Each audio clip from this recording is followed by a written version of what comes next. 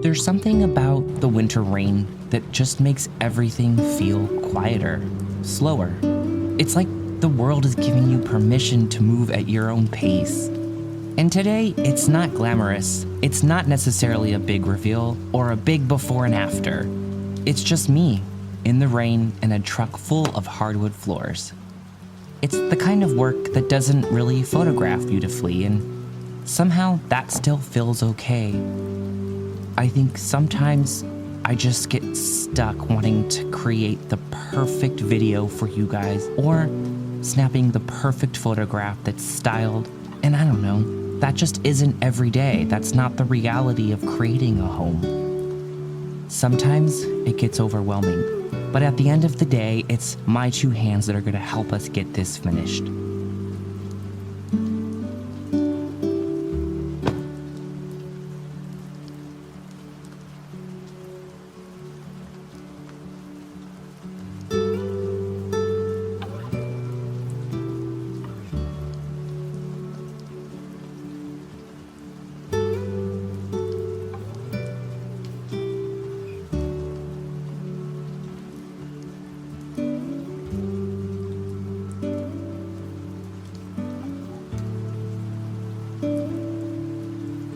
As the rain falls, I'm unloading each board one by one, feeling the weight of this project, of bringing this cabin back to life, room by room, and I just can't wait to think about where each of these boards are going to land, how they'll change the way this space feels. When winter finally lifts, I just know that these floors are going to hold so much life for us one day. I kind of used to rush these moments like this. It's me thinking about the finish line too much and thinking about what comes after. Sometimes that's the hard part, but lately I've been learning to let the process be enough, and I want to share them with you because that's the reality of creating a home.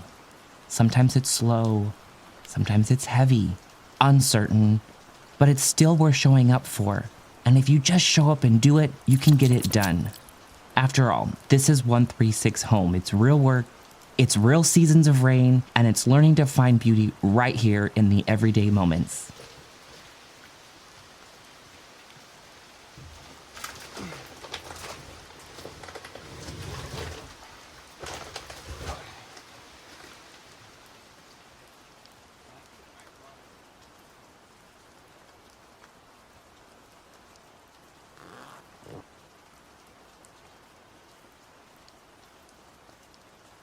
Okay, it's pouring rain. Just finished unloading all of the wood. I am soaked, as you can see. I'm gonna go inside and warm up by the fire with some tea and take a nap.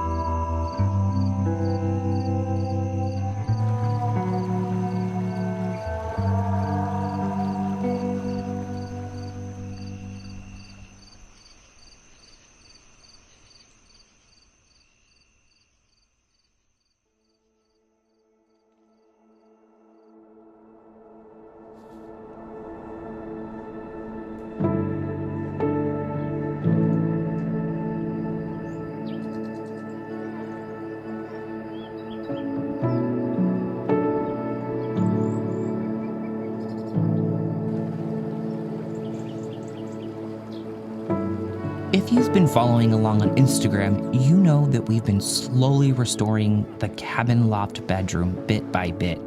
Spoiler alert, we've been sleeping on a mattress this entire time. So while we're waiting for our new bed to arrive, we decided on our first design element for the space, which is a new rug. And here's the thing, a rug is one of the most important interior design decisions that you can make for a space. And this Lahar speckled wool rug is the perfect piece to ground the space, and I just could not believe how soft it is. And it's gonna pair perfectly with our new bed.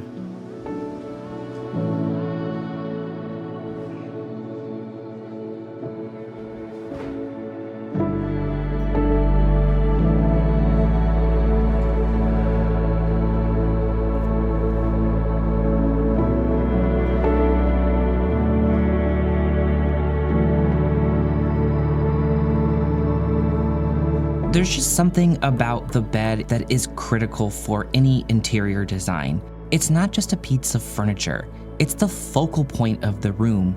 And for the loft bedroom, I chose the CB2 Andes Acacia Wood Platform bed with built-in nightstands. This piece feels like home before you even lay down on it. In the loft bedroom, I wasn't chasing perfection. I was chasing a feeling. And in the 136 Home way, design isn't just about filling a room or a space with things, it's about editing it, and I just can't wait for this space to come together. I can feel it now. It's not just a construction zone, but it's soon to be a bedroom where I can rest my head at night comfortably and get off an air mattress. I can't wait for the reveal, so stay tuned for that.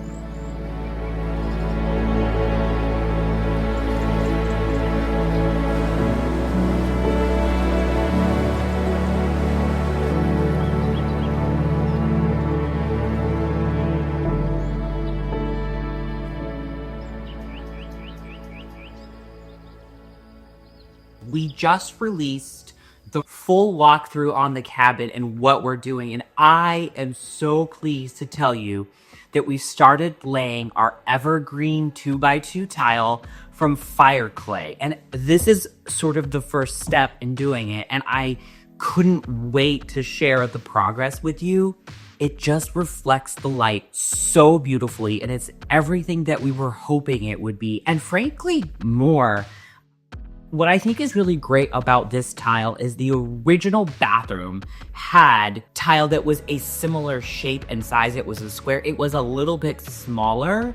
And so when we think about redesigning a bathroom, at least one of our goals here has always been to sort of refresh it and elevate it, but make it feel like it's paying respect and homage to the original 1970s, 1980s design aesthetic, and I think we totally nailed it. The tile in and of itself, it comes on these sheets, but what's great about it is it sort of almost looks like it's black in a light like this. We got some rain yesterday, which is awesome. We finally got some rain, but it almost looks black. And then in really direct light, you can really pick up the green, and I just love the reflection.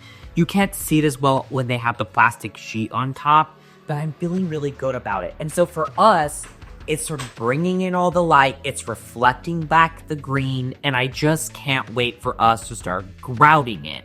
For us, we kind of nailed it down to a few options. I think my contractor was kind enough to mock up some grout samples for us. So we've got the first option, which is marble beige here, and then we also have antique ivory. And what I love about both of these options is that they're both high contrast. And if you're familiar with any of my designs, you know that I'm really into things popping. I think it creates a lot of interest when you've got white on black and black on white. And in this particular case, a high contrast grout that reflects the dark inky greens and blacks really well. So things pop.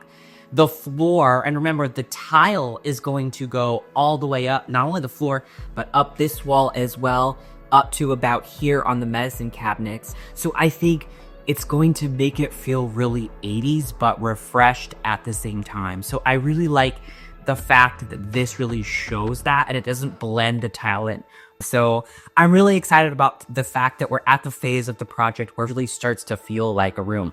And as soon as we get this tile in, we're gonna be able to fully install our fixtures, our vanity, our sink, the hardware, put the trim back in, and really put this room back together, which I just cannot wait. It's gonna be fantastic.